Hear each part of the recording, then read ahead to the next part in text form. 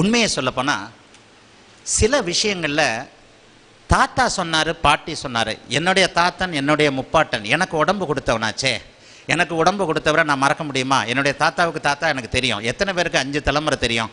இயல்பாகவே புதன் வலுத்தவன் இந்த மாதிரியான ஞான அமைப்புகளோடு கொஞ்சம் அப்படியே தொடர்புகளில் இருக்கக்கூடிய அமைப்பு உண்டு.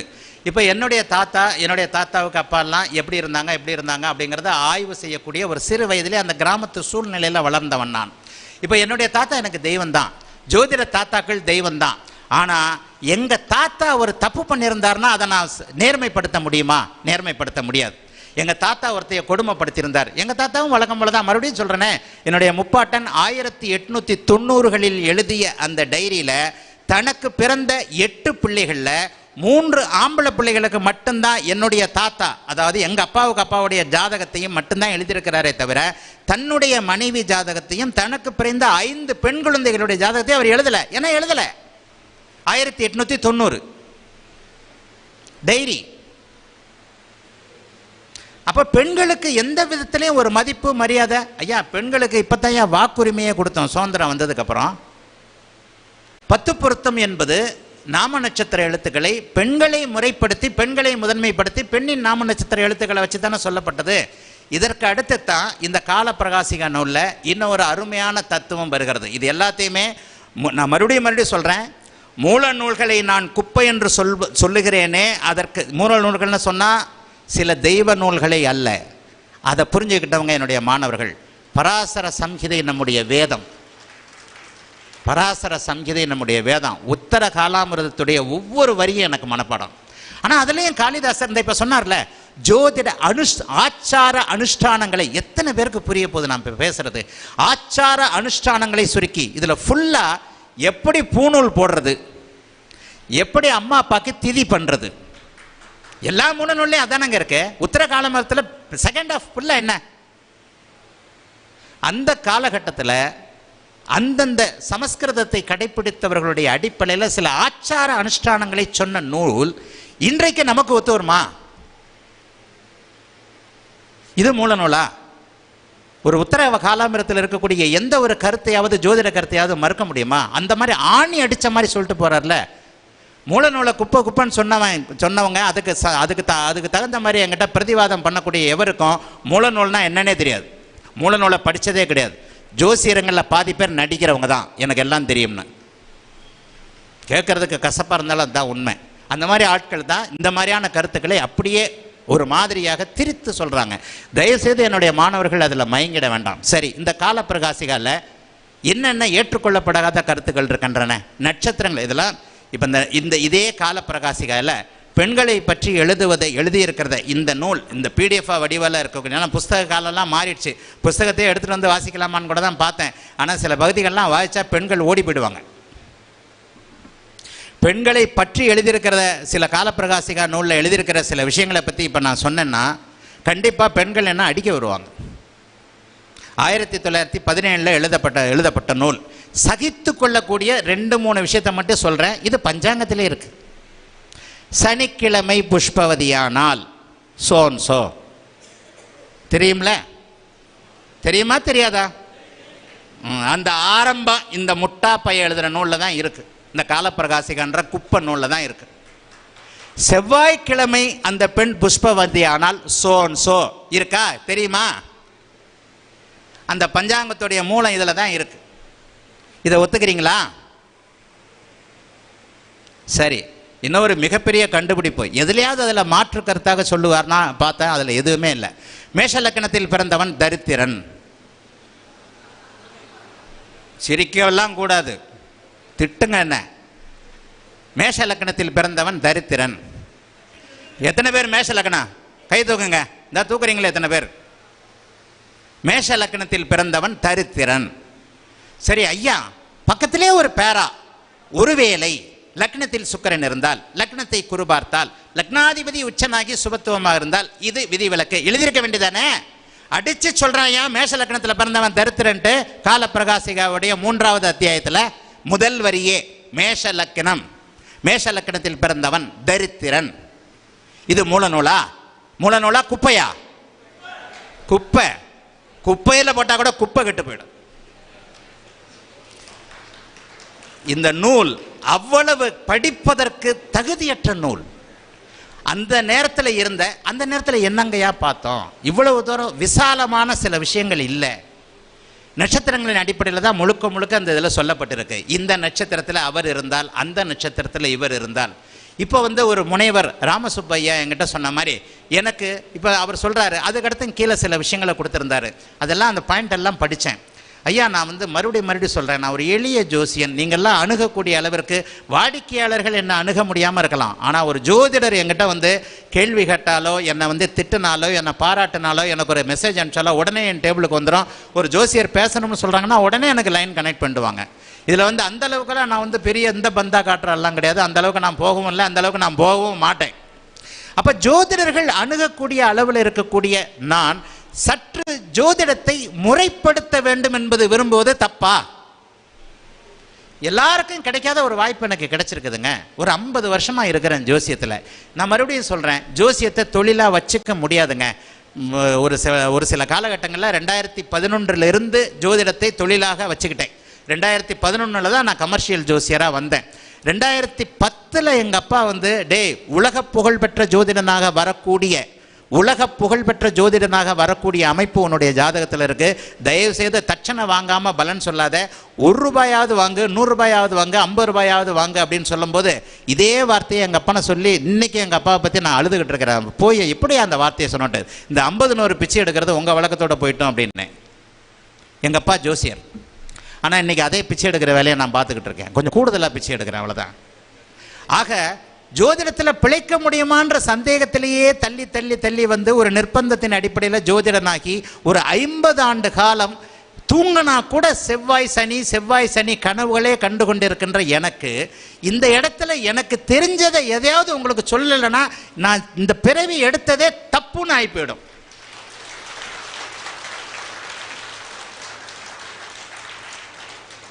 அப்புறம் இன்னொன்று சொல்கிறேன், ரொம்ப முக்கியமான ஒன்று. அந்த ஜோசியருக்கு தெரியும், ஆனால் அவர் சொல்ல மாட்டார். தப்புங்க, அவருக்கு தெரியல. மூல நூல்கள் பூடகமாகத்தான் சொல்லும். எழுதுனவனுக்கு தெரியல, சொல்லலை. நீங்கள் ஏன் அவனை உன்னதமானவனா ஆக்குறீங்க? எல்லாமே ஒரு சாபக்கேடு. என்ன தெரியுமா, நான் ஒரு 10-12 நூல் எழுதியிருக்கிறேன். இப்போ ஒரு 120-125 ஆன்லைன் கிளாஸ் நடத்திக்கிட்டு இருக்கேன். அந்த ஆன்லைன் கிளாஸு புத்தகமாக வரப்போகிறது. என்னுடைய மாணவர்கள் 2 பேர் அதுக்கு முன்னாடி அதை புத்தகமாக கொண்டு வந்துட்டாங்க. உண்மை, அதை புத்தகமாக கொண்டு என் பார்வைக்கு அனுப்பிச்சிருக்கிறாங்க. நான் என்னுடைய மாணவர்களுடைய ஆர்வத்தை பாராட்டுவேன். சரி, நான் 10 புத்தகம் எழுதினேன். உனக்கு தான் 10 புத்தகம் எழுத தெரியுமா? எனக்கும் எழுத தெரியும். எனக்கு அடுத்து ஒரு 100 குப்பைகளாவது தமிழில் வெளிவந்திருக்கு. எப்படி எழுத்துல வந்தது எல்லாமே சரியானவைன்னு சொல்றீங்க? முதல்ல இந்த மேடையில் ஒருத்தர் பேசினார், BV ராமனையா அவர்கள் நவாம்சத்தில் பார்வை இருக்குன்னு சொல்கிறாருன்ட்டு. அதை மறுத்து எழுதினேன். அதுக்கு ஏன்னா BV ராமனையாவுடைய நூல்கள்லாம் நான் படித்ததே இல்லை. படிக்காமல் அதை தப்பு சொல்லக்கூடாது. அவருடைய நூல்கள் எல்லாம் ஆங்கிலத்தில் இருக்குது. எனக்கு ஆங்கிலம் தெரியாத ஒன்று. நானே கண்ணார இந்த தலைமுறையிலேயே பார்க்குறேன். ஒருத்தர் நல்லா எழுதிட்டார்னா, ஒருத்தர் விஷயத்தோடு எழுதிட்டார்னா என்னங்க உங்களுக்கு தடை இருக்கு? 1000 ரூபாய் கையில் இருந்தால் நீங்கள் ஒரு 10 பிரிண்ட் போட்டுற முடியுமா இல்லையா? ஆனால் அது மூல நூலா? ஜோதிடத்தில் மூல நூலை விட விளக்க நூல்கள் தாங்க இங்கே அதிகம். அப்போ அந்த விளக்க நூல்கள் எழுதினவர்கள் எல்லாருமே ஜோதிடத்தில் இந்த நரசிம்ம சூரிய மாதிரி கரை கண்டவர்கள். ஜோதிடத்தை 2 கரையும் பார்த்துட்டாங்களா? ஜோதிடத்தில் தப்பாக எழுதியிருக்கின்ற அத்தனை குப்பைகளையும் சேர்த்து ஒட்டு மொத்தமாக இந்த மைண்டுக்குள்ளே அடக்கி வச்சுக்கிட்டு அதையும் பார்க்கணுமா? குப்பைன்னு சொல்லக்கூடாதா? முதல்ல ஒரு தெளிவான கருத்துக்குள்ள நம்ம வந்ததுக்கு அப்புறம், கண்ணு திறந்ததுக்கு அப்புறம், படார்னு அப்படியே அதை ஞானக்கண் விழிச்சதுக்கு அப்புறம் எது குப்பைன்றது தெளிவாயிடும். இன்னைக்கு புக்கில் வந்தது, பேப்பரில் வர்றது எல்லாம் அந்த ஒரு நாள் சொன்ன மாதிரி நாசாவை சேட்டலைட் சுத்தும் போது 3 செகண்டு அந்த சேட்டலைட் நிற்குது அப்படின்னு எழுதினவர் எனக்கு தெரிஞ்ச என்னுடைய பத்திரிகையாளர் நண்பர். நான் அதை தினத்தந்தியில் படிச்சுட்டு, யோ பெருசாக எழுதிட்டேயா, சிரிக்கிறேன், என்னையா நீ கம்னரியா, எதையாவது எழுதுனா படிக்கிறதுக்காக எழுதுன கம்னரு. இன்னைக்கு என்னடா, நான் முகநூல் ஃபுல்லாக நாசாவை சேட்டலைட் சுத்தும் போது 3 செகண்ட் நின்று விடுகிறது. ஏன்? அந்த தினத்தந்தியில் வந்த எழுத்தால் வந்ததால் அதை நம்பிட்டீங்க. இன்னைக்கு எழுத்து, நேற்றுக்கு பண ஓலை. சமஸ்கிருதம் தெரிஞ்சான்றதுக்காக எழுதினவர் எல்லாமே சரியாக எழுதலை. இதை சொல்கிறதுக்கு எனக்குமா இதே தப்பே இல்லை, உண்மையை தான் சொல்கிறேன். நான் உண்மையை சொல்லும்போது நான் ஏன் பயப்படணும்? நிறைய படித்து அதில் குப்பைகளா அப்படிங்கிறத கொஞ்சம் கொஞ்சமாக தெளிவு பண்ணி எது சரி எது சரி, அன்னப்பறவைன்னு சொல்லுவேன். மாணவர்களுக்கு அதானே சொல்லிக் கொடுக்குறேன். அன்னப்பறவை போல ஜோதிட மாணவர்கள் இருக்கணும். எது சரி எது சரியில்லை, பால் எது தண்ணி எது என்பதை தெளிவு. ஆனால் அந்த பால் எது தண்ணி எதுன்றத தெளிவு ஆகிற அமைப்பிற்கே நாள் பிடிக்குதே, 30 வருஷமாவது ஆகுதே. நானும் இந்த குப்பைங்களை படித்தவன் தானே. மணிப்பிரவாள நடை எனக்கு ரொம்ப பிடிச்ச ஒன்று. இந்த மணிப்பிரவாள நடையில் எழுதப்பட்ட ஜோதிட நூல்களை நான் ஆரம்பத்திலேயே 15-20 வயசுலேருந்தே படிச்சிருக்கிறேன். அப்போ பலன்கள் எங்கே அறியுது இருக்குது அப்படிங்கிற முறைகளில், பலன் எறிகிற முறையில் வரும்போது தானே இந்த தடுமாற்றங்கள் வருது. நானும் இப்போ ஐயா சொன்னாங்க, மணியன் ஐயா சொன்னாங்க, இவனும் புஸ்தகத்தில் நட்சத்திரத்தை பற்றி எழுதித்தானே இருக்கிறான். ஆமாம், எழுதியிருக்கிறேன். என்னுடைய முதல் மூல நூல்களில் உங்கள் ஜாதகம் யோக ஜாதகம் இல்லை, செவ்வாய் மிருகசீரிஷ நட்சத்திரத்தில் நின்றால் எழுதித்தான் இருக்கிறேன். இப்போ தான் அதை ஒவ்வொன்றா எடுக்க சொல்லியிருக்கிறோம். நானே எழுதித்தான் இருக்கிறேன். நானும் முட்டாப்பை தான். நானும் ஆரம்பத்தில் அவன் சொன்னான்னு நம்பினவன் தான். அங்கே ஒன்றுமே இல்லையே, இப்படி நடக்கலையேன்னு சொல்லும்போது தானே என்னுடைய தேடுதல் புத்திய ஒரு மாதிரியாக போகுது. எங்கேயா இருக்கு பலன்? ஏதோ ஒன்று இந்த விஷயத்தில் இருக்கு. ஜோதிடம் உண்மை, சர்வ நிச்சயமாக ஜோதிடம் உண்மை. ஜோதிடத்தில் கண்டுபிடிக்க முடிகிறது. நம்ம அறிவுக்கேற்றார் போல சில விஷயங்களை அனுமதிக்கப்படுகிறது. அப்போ அந்த இடத்துல ஜோதிடத்தில் எங்கே பலன் இருக்குன்றத ஒரு தேடுதல் உள்ளவர்கள், என்ன மாதிரியே தேடுதல் இத்தனை வருஷமாக இருந்தவங்க, கடைசியாக எங்கே வருவீங்க? நான் இங்கே நின்றுக்கிறேனே, இந்த இடத்துக்கு தானே நீங்களும் வருவீங்க.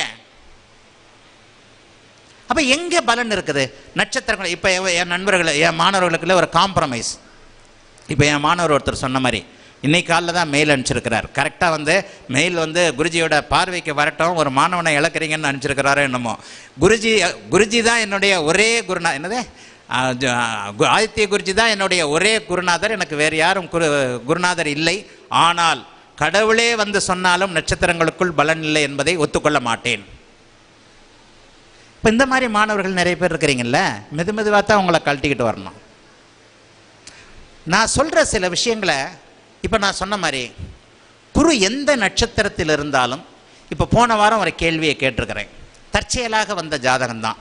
இந்த ஜாதகத்துக்கு போன வாரத்துக்கு முந்தின வாரம் ஒரு கேள்வி கேட்டேன். 1000 பேர் பதில் கொடுத்திருந்த நிலைமையில் வானவியல் வெங்கடாஜலம்னு சொல்லக்கூடிய ஒரே ஒருவர் தான் சரியான பதிலை சொல்லியிருந்தார். அப்போ அது கொஞ்சம் கடினமான கேள்வி.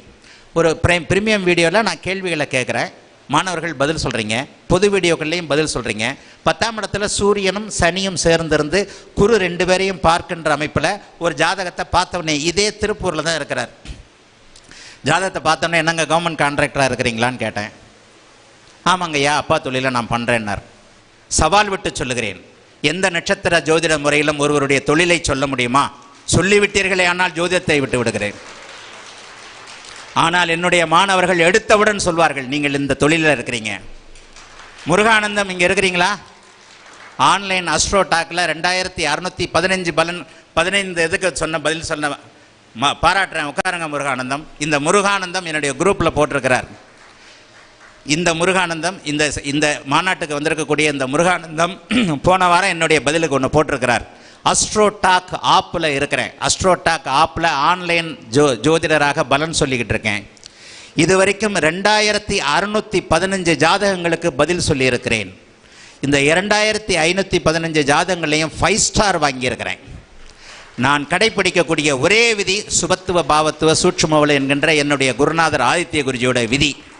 அதுக்கு கீழே கடைசியாக ஒன்று கொடுத்துருக்கிறார். என்ன கொடுத்துருக்கிறார்னா, ஒருவருடைய ஜாதகத்தில் எந்த கிரகம் அதிக சுபத்துவமாக இருக்கிறதோ அந்த கிரகத்தின் எண்ணங்களும் தொழில்களும் இருக்கும் என்கின்ற விதியை யாராலும் மறுத்து சொல்ல முடியாது. ஒரு நட்சத்திரத்தில் சொல்லுங்க, இதை சொல்ல முடியாதுங்க.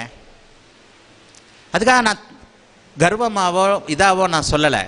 கடவுள் எனக்கு போட்ட பிச்சை இந்த சுபத்துவ பாபத்துவம்ன்றது. பரம்பொருள் ஒரே இதை பற்றியே யோசிச்சுக்கிட்டு இருக்கிறியாடா முட்டா பையில, போனா போதடா பிழைச்சிக்கடா அப்படின்னு கடவுள் எனக்கு போட்ட பிச்சை. இந்த மாதிரி இளைய பருவ மாணவர்கள் ஆயிரக்கணக்கில் இருக்கிறீங்க.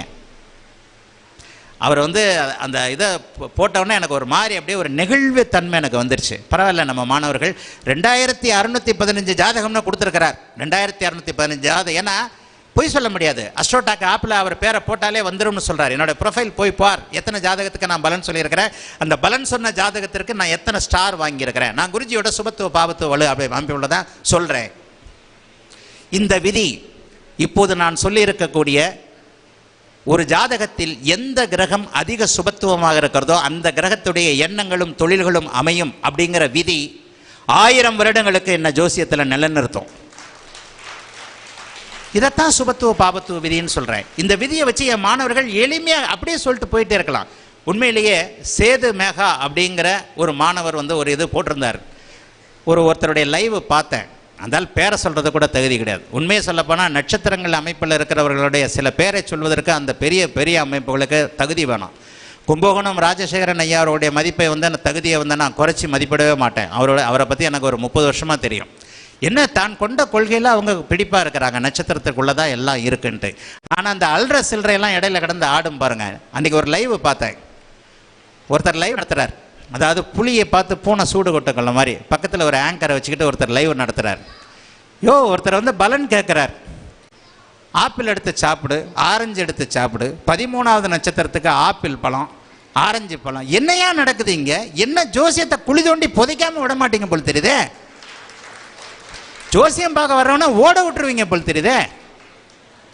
உண்மையிலேயே எதிர்கருத்து கொண்டிருந்தவர்கள் கூட, நான் இப்போ சொன்ன மாதிரி சின்ன பையனாக இருந்தானே, அவர் ஞானமுள்ளவராக 17 வயசு பையன் என்கிட்ட ஸ்டூடெண்டாக இருக்கிறான், அழகா பலன் சொல்கிறான். 17 வயசு பையன்.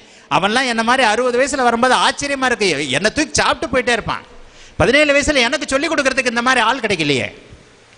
எனக்கு சொல்லிக் கொடுத்த ஒரே 2 ஆசான் என்னுடைய மதிப்பிற்குரிய ஐயா, இன்னைக்கும் வாழுகின்ற சித்தர், என்னுடைய ஆத்தூர் மாதேஸ்வரன் ஐயா அவர்கள். அவங்கள நான் நேரடியாகவே பார்க்கல. நான்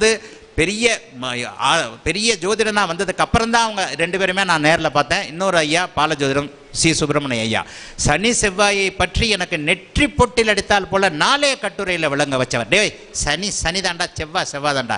இப்போ கூட ஐயா என்ன சொன்னாங்க, மணியன் ஐயா என்ன சொன்னாங்க, இவன் கூலிக்காரன், அவன் இவன், இந்த மாதிரியான விஷயங்களை நெற்றி பொட்டில் எடுத்தார் போல சொல்லி கொடுத்தவர்கள் என்னுடைய 2 குருநாதர்களும். இந்த மாதிரி எனக்கு சிறு வயசில் எவ்வளோ பெரிய பைத்தியக்காரனாக படிச்சுக்கிட்டு இருந்தேன்னா, கையில் ஒரு நாள் 200 ரூபாய் இருந்தது. பல்லாவரம் பஸ் ஸ்டாண்டில் நின்று ஒரு புத்தகத்தை படிக்கிறேன். ஜோதிட ஆராய்ச்சி திரட்டில் ஏதோ ஒரு பாகம், அன்றைக்குத்தான் அந்த பாகம் வெளிவந்திருக்கிறது. அதில் அற்பாயுள், ஆயுள், தீர்க்காயுள் என்பதில் தீர்க்காயுளை தாண்டி 2 பகுதி, அற்பாயுளுக்கும் மத்தியம ஆயுளுக்குமான பிரிண்டிங் மிஸ்டேக்கில் அந்த இது விட்டு போயிடுச்சு. ஆத்தூரில் இவர் இருக்கிறாரு. எனக்கு தலை வெடிக்குது. அந்த புஸ்தகத்தை பல்லாவரம் பஸ் ஸ்டாண்டில் இருந்து நான் படிச்சுக்கிட்டு இருக்கேன். பஸ் ஸ்டாண்டில் உட்காந்து படிச்சுக்கிட்டு இருக்கேன். பஸ் ஸ்டாண்டில் உட்காந்து வாங்கி அப்படியே படிச்சுக்கிட்டு இருக்கேன். 1 மணி நேரமாக அந்த இதை விட்டு போச்சு. இந்த காலம் மாதிரி செல்ஃபோன் கிடையாது, அது கிடையாது, இது கிடையாது, ஃபோனு கிடையாது. அந்த 2 பார்ட்டும் என்ன நடக்குது ஏது நடக்குதுன்னு தெரியல, என்னன்னே தெரியல. இது எப்படி இதை விட்டு போச்சு? ஏன் இவர் எழுத மறந்துட்டார்? ஐயா எழுத மறந்துட்டார். எதிர பார்க்குறேன், சேலம்னு ஒரு பஸ் வருது. பல்லாவரம் பஸ் ஸ்டாண்ட்லேருந்து அப்படியே ஏறிட்டேன். நடந்த சம்பவம். ஒரு இது கூட இல்லாமல், மிகைப்படுத்தி இல்லாமல் சொல்கிறேன். ஆத்தூரில் இறங்கிட்டேன். 6 மணி நேரம் கழிச்சு இறங்கி அவர் வீடை தேடுறேன். வீடை தேடிட்டு தடவையாக போகிறேன். ஐயா, நான் அந்த மாதிரி பல்லாத்துலேருந்து வரேங்கய்யா, என் பேர் இதுங்கய்யா, புஸ்தகம் வந்திருக்குங்கய்யா, இதில் இது இல்லை. என்னை அப்படி இறங்க பார்க்குறார். ஐயா, என்னுடைய மதிப்பிற்குரிய குருநாதர், என்னுடைய தெய்வத்திற்கும் மேலானவர், என்னுடைய தந்தைக்கும் மேலானவர். எங்கேருந்து அவரை திருப்பி கேட்குறார். பல்லாத்துலேருந்து வரேங்கய்யா. மெட்ராஸ்லேருந்து ஐயா வர்ற, இதுக்காக ஐயா வருவ, பைத்தியக்கார, போகிறதுக்கு காசு வச்சிருக்கிறான்னு கேட்குறாரு. இருக்குங்கய்யான்றேன். 30 ரூபா பஸ் டிக்கெட்டு. அப்படியே தேடி எடுத்து பிரிண்டிங் மிஸ்டேக்கில் விட்டுருக்குமையா, எங்கே குடியான்றார். அந்த புத்தகத்தை காட்டுறேன். மத்தியம தீர்க்க ஆயுள்ள, தீர்க்க ஆயுளுக்கு மட்டும் விளக்கம், மத்தியம ஆயுளுக்கும் இந்த ஆயுளுக்கும் குறைந்த ஆயுளுக்கும் அற்பாயுளுக்கும் விளக்கம் இல்லை. அதில் அந்த 2 பேரா மட்டும் விட்டு போயிருக்கு. இரியா என்று அவர் கைப்பிரதியாக எழுதிய அந்த கைப்பிரதியை எடுத்து, அந்த கைப்பிரதியில் இருந்ததை அப்படியே எடுத்து, இதை எழுதிக்கையான ஒரு நோட்டில் என்னை எழுதிக்க வச்சுட்டு என்னை வீட்டை விட்டு வெளியே அனுப்பிச்சார். அப்படி பைத்தியக்கார மாதிரி போய் படித்தவன் நான். இது இருக்க 1990 அல்லது 80களாக இருக்கும். 80களுக்கு முன்னாடி தான் நினைக்கிறேன். ஜோதிட ஆராய்ச்சி திரட்டில் 1ஆம் பாகமோ 2வது பாகமோ வெளிவந்த போது நேரில் அவர்கிட்டயே போய் அப்படியே அடுத்த பஸ் ஆத்தூர் பஸ் ஸ்டாண்டை பிடிச்சி திரும்பி பல்லாரத்துக்கு வந்தேன். இந்த மாதிரி போய் படித்து தேடி படித்தவன் நான். அப்போ இன்றைக்கு ஒரு நிலைக்கு வந்திருக்கிறேன். ஒரு நிலையில் எங்கே பலன் இருக்குது? உங்களை மாதிரி தானே நானும் அள்ளி ஆடி ஓடுறேன்.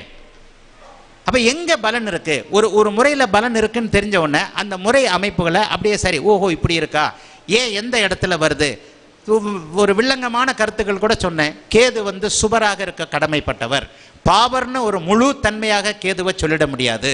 ஏன் சொன்னேன், குரு கேது, குரு ராகு கலக்கும் போது சண்டால யோகம்னு சொல்லப்படுகின்ற அதே அருமையான வேதத்திற்கு மேலான நம்முடைய மூல நூல்கள்.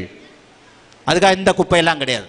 மறுபடியும் இந்த குப்பையை நான் உங்கள்கிட்ட சுட்டி காட்டிக்கிட்டே இருந்தால் தான் மூல நூல் எது குப்பை எதுன்ற ஒரு பிரித்து பார்க்கக்கூடிய தன்மை கூட நம்முடைய இவங்களுக்கு வரும். நம்முடைய அருமையான மூல நூல்கள் குரு ராகு சேருவதை சண்டால யோகம் என்கின்ற ஒரு கீழ்நிலை அமைப்பாக சொல்லுகின்ற அதே மூல நூல், குரு கேது சேருகின்ற போது கேளயோகம் என்கின்ற ஒரு குருவின் காரகத்துவத்தை அதிகப்படுத்தி கொடுக்கக்கூடிய கேளயோகம் என்கின்ற கோடீஸ்வர யோகமாக ஏன் சொல்லுகிறது அப்படிங்கிறது லேசா புரியும் போது, அப்ப கேதுவுக்கு ஏதோ டிஃப்ரெண்ட் இருக்கு. ராகு கேதுக்கள் புத்தாம்பதுவான பாவர்கள், ராகு கேதுக்கள் இருள் தன்மை கொண்டவர்கள். அப்ப அந்த இடத்துல ஏதோ ஒன்று இருக்கே, யோசிச்சா வந்துரும்ல, யோசிச்சுக்கிட்டே இருந்தா வந்துரும்ல. நம்ம யோசிக்கவே மாட்டாம மூல நூலை குப்பைன்னு சொல்லிட்டான், மூல நூலை குப்பைன்னு சொல்லிட்டான், மூல நூலை குப்பைன்னு சொல்லிட்டான். அப்ப இந்த இடத்துல ஒவ்வொரு கிரகத்திற்கும் தனித்தன்மையான சில விஷயங்கள் இருக்கின்றன. உண்மையில பாவக சுபத்துவத்தின் அடிப்படையிலையும் காரக சுபத்துவத்தின் அடிப்படையிலும், அதாவது அந்த கிரக சுபத்துவத்தின் அடிப்படையிலும் தான் பலன்கள் இருக்கின்றனவே தவிர எந்த ஒரு சூழ்நிலையிலையும் நட்சத்திரத்தின் அடிப்படையில் பலன்கள் இல்லவே இல்லை.